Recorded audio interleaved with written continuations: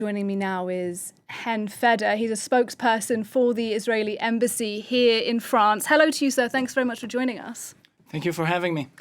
Well, you heard the message there from the German foreign minister. That's been echoed by lots of Israeli allies from London to here in Paris to Washington. They're saying perhaps it's time for more sanctions on Iran, but they're also saying Israel needs to show restraint. Is Israel going to heed those calls now? So I will answer both questions. The first one regarding sanctions, we believe these are imperative and they should come sooner rather than later. Israel has been speaking about the danger of the Iranian missile program for years, for decades, and nothing serious have been done. And this is really this show of strength. If, as you mentioned at the beginning, is actually a good example of the danger that Iran is putting on the entire region, this willingness to destabilize the entire region. On the second question that you posed regarding the response of Israel, Israel is not looking for a regional escalade. We're not looking for something that will put in danger our partners in the region and Western allies. But on the other hand, it's very important to mention that Israel cannot not respond for this kind of aggression. Indeed, Israel's been clear there will be a response. The question now is about the scale, the scope and the timing of that response. The War Cabinet, we're told, is to meet again today in Israel. It'll be the fourth day running. Have they reached an agreement? Is there division within the War Cabinet as to how big a response this should be? So Israel is a democracy. In a democracy, there are several opinions, several ideas that are being brought up to the War Cabinet. There are several ex-generals who are in this cabinet debating which response and when, where, and at what capacity. We find this to be a very positive thing, that these decisions are not just being made by mere of a decision of one person or another. And I'm sure that whatever decision will be decided, it will be after serious debate within the War Cabinet. All right, well, let's turn then to Gaza. The government in Qatar today has said that truce talks are stalling, which means no relief for the Palestinians in Gaza and no relief for the hostages either.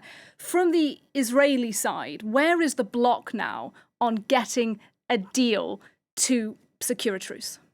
What we are saying is that there is a complete refusal on the Hamas side to accept any proposition. And if a Hamas person joins me in the studio, I will ask him what the block is on the Hamas side. I'm asking from the Israeli side, where's the block? Well, as we are saying again and again, there are propositions by Egypt, by Qatar, by the United States that are being put on the table again and again for several days, several weeks. In each and every time, Hamas is refusing to accept any proposal.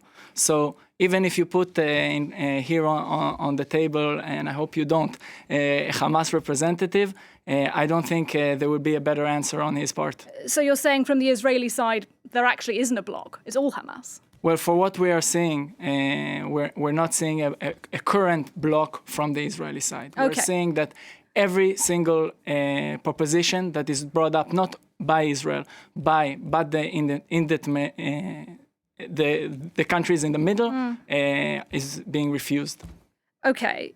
Now, what about the hostages, though? Because what I want to know is it still the priority, the top priority of your government to get those hostages out? Because there are lots of people, lots of Israelis who say you're neglecting that priority now. And actually, if the bombardments ceased, if you did reach some kind of truce temporarily with Hamas, you could get those people out. Bombing Gaza isn't freeing the hostages, is it? It seems like no matter what truce or what ceasefire, as the people who are calling for a ceasefire, will bring back our hostages.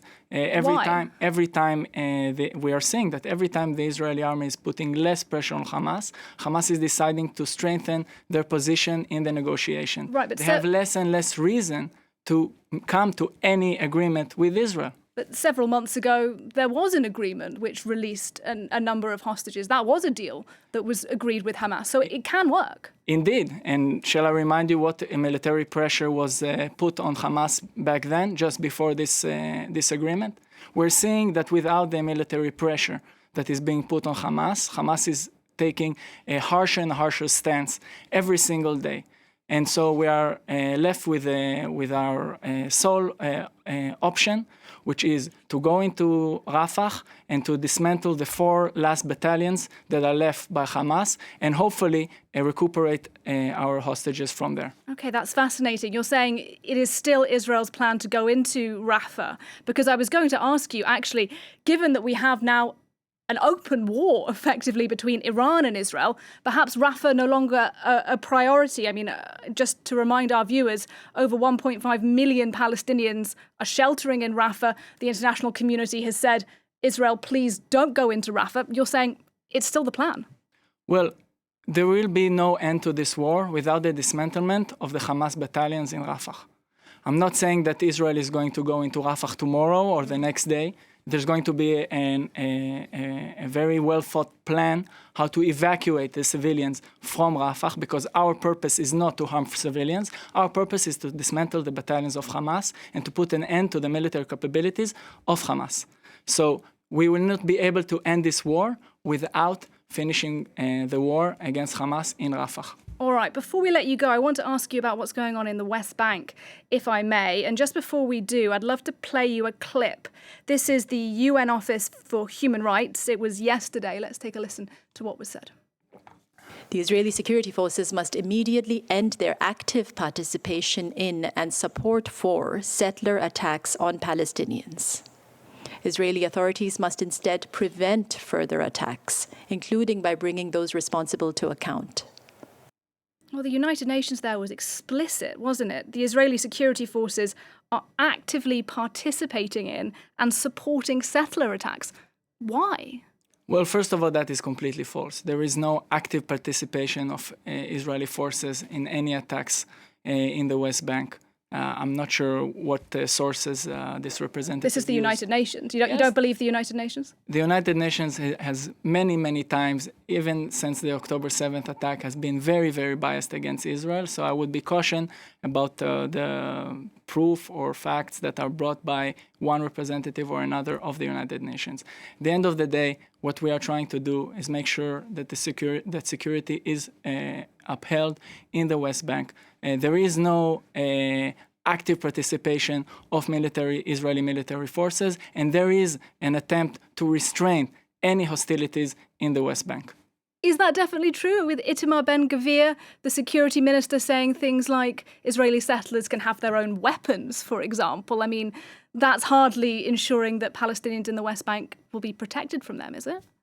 Well, regarding personal arms, which has been up for debate in Israel ever since the October 7th attack, because of the feeling of lack of security within Israel. This is not specifically, and this is something that we should be precise on, this is not a call to arm settlers or some other group in Israel. This is a call to allow for Israeli civilians who are feeling unsecure after this massacre that happened on October 7th, they should have the option of having a personal arm. It's been really interesting to talk to you. Thanks very much. Hen Feder talking to us there. He's a spokesperson for the Israeli embassy here in Paris. Thank you. Thank you for having me.